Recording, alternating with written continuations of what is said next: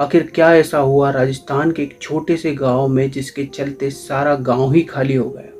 अधूरा ज्ञान यानी मौत का फरमान। ये बात तो आपने सुनी हो। उस गांव में 3 बच्चियां रहा करती थी। तीनों स्टूडेंट्स थी।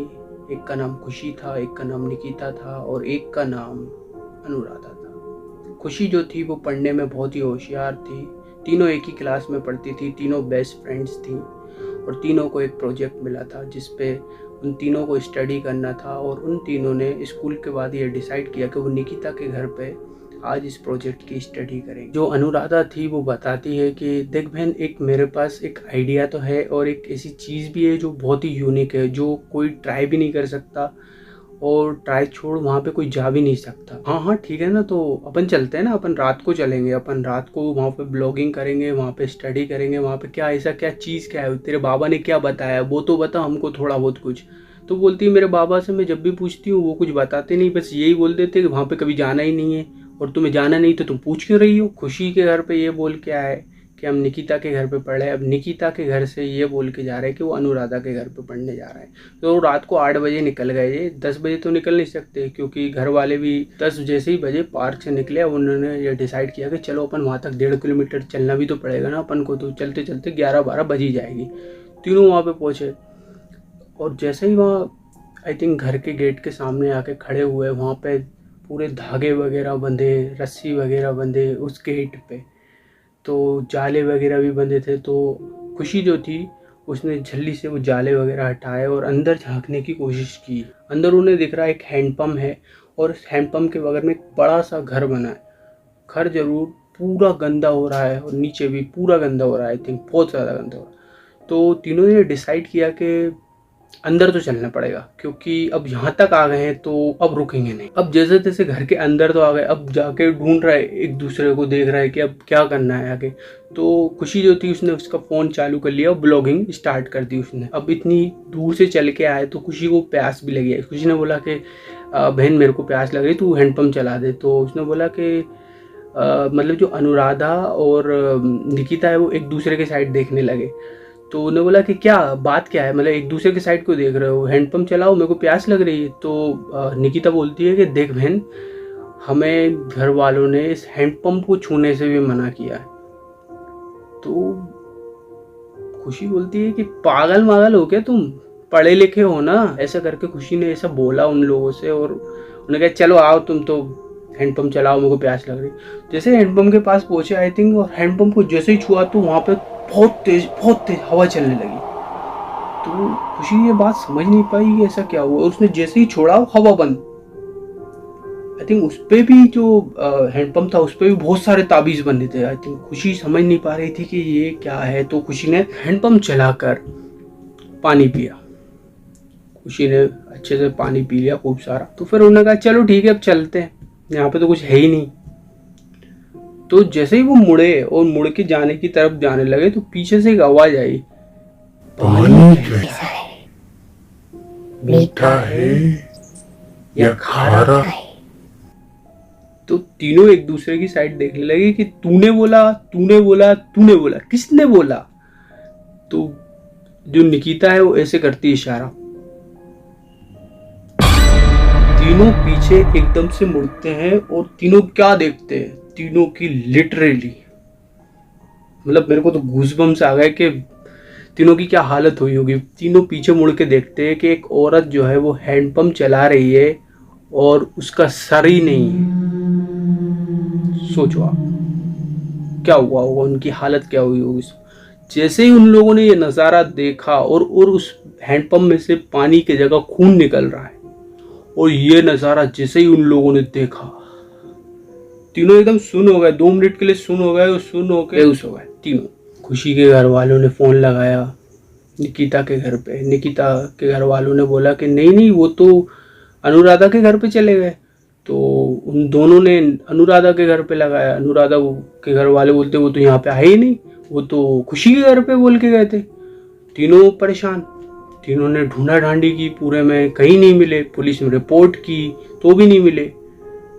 फिर गांव के एक बुजुर्ग वहां से निकल रहे थे, तब उन्हें वहां पे कुछ ऐसा प्रतीत हुआ कि वहां पे कोई 3 लोग लेटे हुए हैं आई थिंक। तो उन्होंने ऐसा झांक कर देखा उसमें से, गेट में से, तो गेट में से तो दिख रहा था, तो तीनों लड़कियां पड़ी दिखी।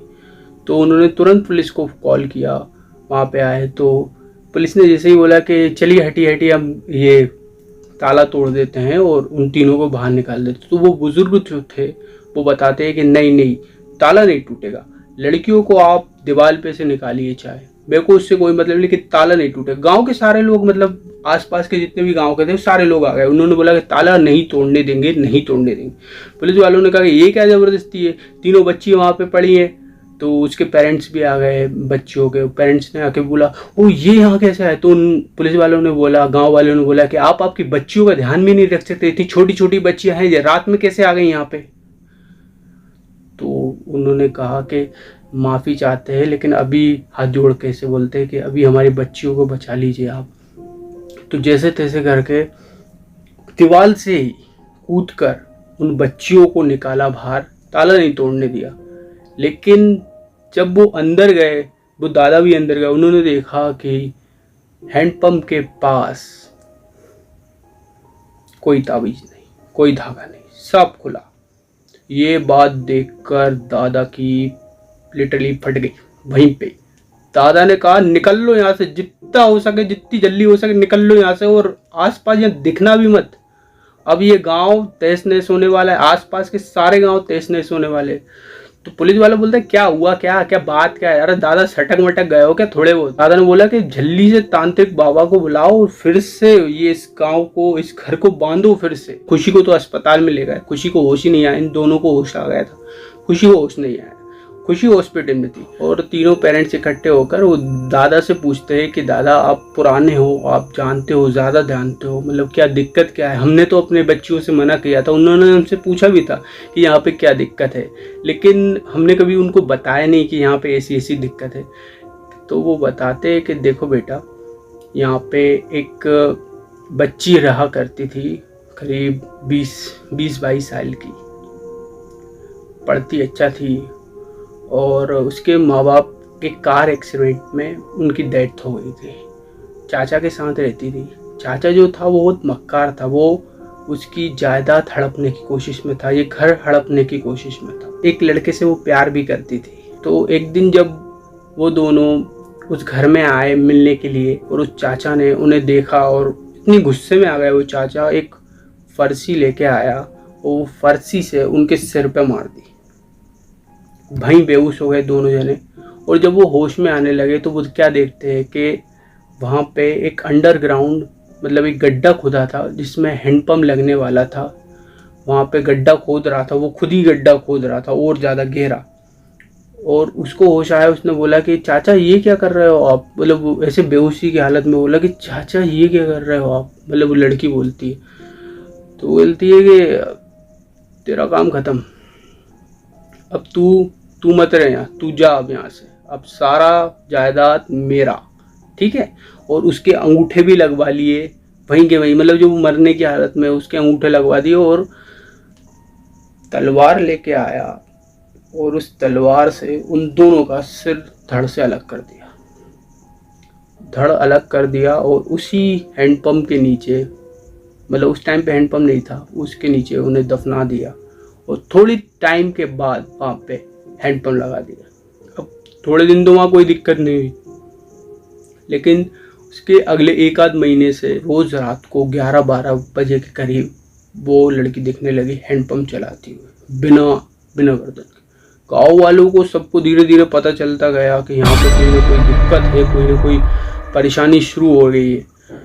तो उन्होंने उसके चाचा से जाके बोला कि रात को ऐसा ऐसा होता है। तो उसके चाचा बोलते हैं अरे पागल हो क्या तुम, मैं तो रात को यहीं सोता हूँ, मेरे को तो कभी कोई दिक्कत नहीं हुई, ना मेरे को ऐसा कोई भी कुछ दिखा। उन्होंने कहा चलो ठीक है, आज रात को मैं देखता हूँ क्या होता है। चाचा रात भर जगता रहा, मतलब 12-1 बजे तक जगा। चाचा ने लिटरली उसे देखा। चाचा की फटी जोक। चाचा मतलब घर के अंदर जो था वो बाहर निकल के घर के बाहर से भागने की कोशिश कर रहा था, लेकिन वो आई, उसने पकड़ा और चाचा की लिटरली हाथ में ही, उसके यहाँ हाथ में ही इतनी, मतलब क्या बोल सकते हैं, उसमें धार थी कि उसने हाथ से ही उसकी गर्दन काट दी वहीं चाचा। और ये मंजर गांव के सारे लोगों ने देखा और लिटरली वहां से ऐसी दौड़े गांव के लोग बहुत तेज।